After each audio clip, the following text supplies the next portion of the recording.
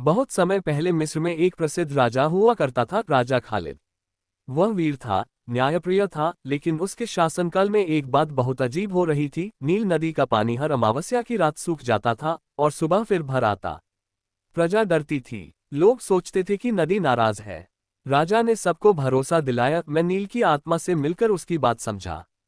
एक रात राजा खालिद अकेले सादे कपड़ों में बिना किसी सिपाही के नील नदी के किनारे पहुंचा। उसने नदी से कहा, हे जीवनदायिनी, तुझमें क्या व्यथा है? बोल, तेरा दुख क्या है? तभी नदी से एक नीली रोशनी उठी और एक नारी की छाया प्रकट हुई। उसकी आंखें आंसुओं से भरी थीं। उसने कहा, मैं इस देश की आत्मा हूं। मैं तुम्हारे पूर्वजों के न्याय पर हंसती थी, पर अब मैं रोती हूं, क्योंकि राजा भूल चुका है कि प्रजा का पेट सिर्फ अनाज से नहीं, प्रेम और न्याय से भरता है।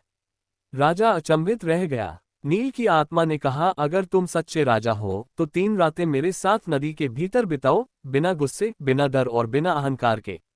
अगर तुम सफल रहे तो मैं सदा बहती रहूंगी। राजा ने हाँ कर दी।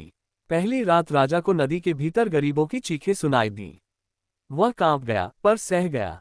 दूसरी रात उसे महलों की दीवारों में छुपे धन और भ्रष्ट मंत्रियों की हंसी सुनाई दी। उसने क्रोध को रोका और आंसू बहाए।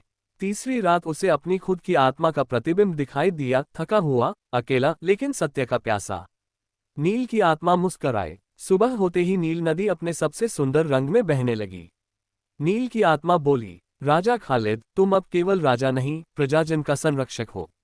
अब नील कभी नहीं सूखेगी जब तक तुम न्याय से शासन करोगे।